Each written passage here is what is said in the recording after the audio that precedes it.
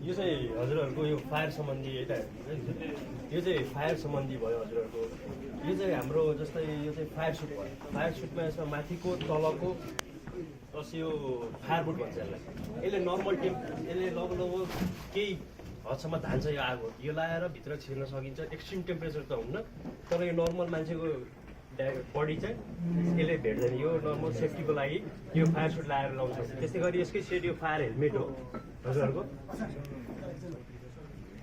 यो जस्तै यो फायर ब्ल्याङ्केट, यसलाई फायर ब्ल्याङ्केट भनिन्छ। जस्तै यो नर्मल हामीले यो फायर ब्ल्याङ्केट सबै ठाउँमा नहुनाले यो फायर ब्ल्याङ्केटको ठाउँमा हामीले यो जुन चाहिँ मन्डी अथवा ठुलो ठुलो त्यसलाई भिजाएर हामीले त्यो बेर्छौँ नि, हो त्यस्तै युज गर्छ यसले। घरमा अब जे सानो छ त्यसलाई भिजाएर, अब सल हुन्छ जस्तै तन्ना हुन्छ त्यसलाई भिजाएर गऱ्यो भने यो फायर ब्ल्याङ्केटको जस्तै काम गर्छ यसले। अब फायर ब्ल्याङ्केट चाहिँ त्यस्तै गरी यो फायर एक्सटिङ्ग्विसर चाहिँ सबैको घरमा हुन्छ, तर प्रायः जस्तो मान्छेले चलाउन आइरहेको हुँदैन। यसको नर्मल नियम छ, पास हुन्छ भन्ने एउटा फर्मुला जस्तो हुन्छ।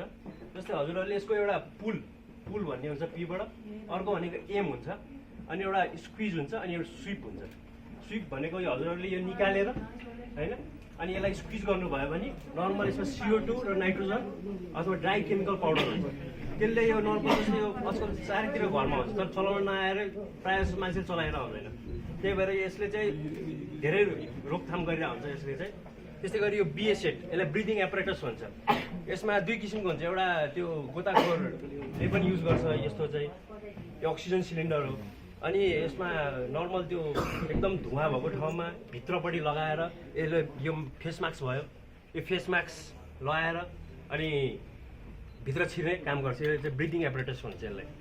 त्यस्तै यो फायर सटर भनेको आगो लागेको बेलामा यसरी यसले हान्दाखेरि यो नर्मल डढेलो लागेको ठाउँमा यो प्रायः जस्तो युज गरेर हुन्छ, यसलाई फायर सटर भनिन्छ। त्यस्तै गरी यो फायर आगलागी सम्बन्धी यति नै सामान चाहिँ यसमा मैले थोरै तपाईँहरूलाई जोडेँ। जस्तो अस्ति हाम्रो चाहिँ तपाईँहरू प्रायः चाहिँ फिल्म गइरहने अवस्थामा हामीसँग एउटा चाहिँ ज्याकेट हुन्छ, प्रेसको ज्याकेट है। त्यो चाहिँ एउटा चाहिँ प्लास्टिकको नाइलनको हुन्छ प्रायः, तपाईँहरूले याद गर्नुभयो होला। त्यसमा चाहिँ आगो लागेमा एकदमै फास्ट टिप्छ। तपाईँको चाहिँ पर आगो लागेको छ भने एक हात पर आउँछ भने त्यसले टिप्छ।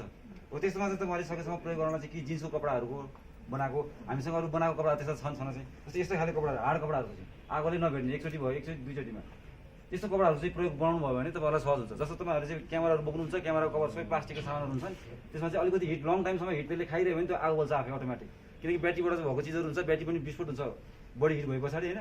यस्तो चिजहरू चाहिँ तपाईँले ध्यान दिनुपर्छ। कहाँ चाहिँ आगोलाई भएको यस्तो स्थानमा जाँदाखेरि होस् या होइन कुनै ठाउँमा यसरी जाँदाखेरि चाहिँ यस्तो कपडाहरू चाहिँ तपाईँले त्यो चाहिँ एकदमै डेन्जर नै भन्छु म।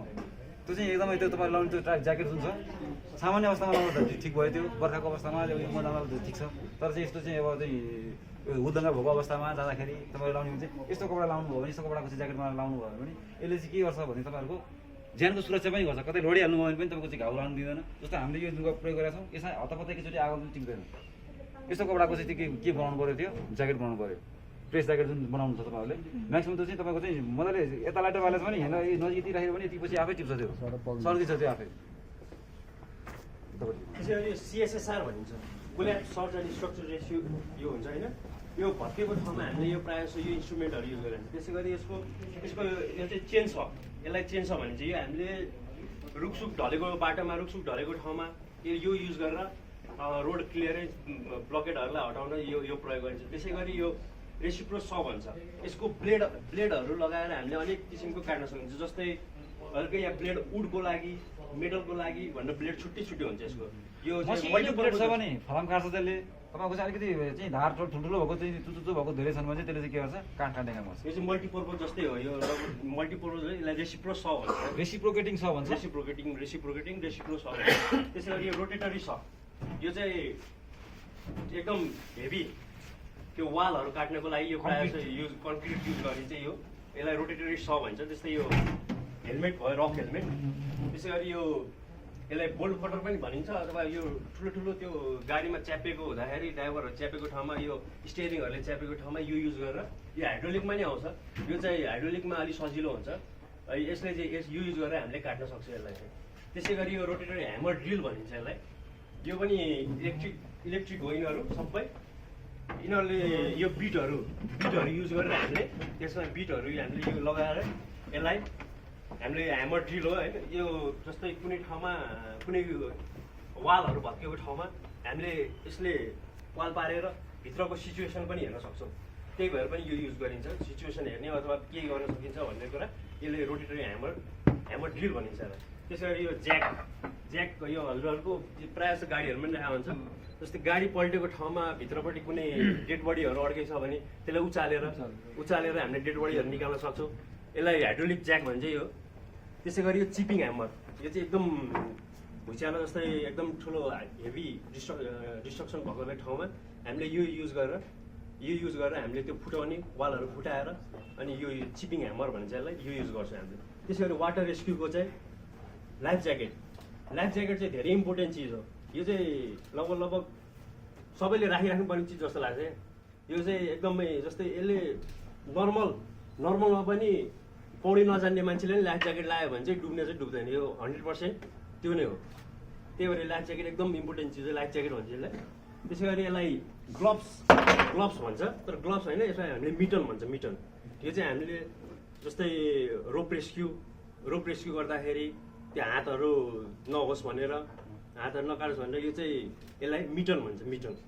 मिटन ग्लोभ्स जे भन्दा नि भयो, यसलाई भन्छ।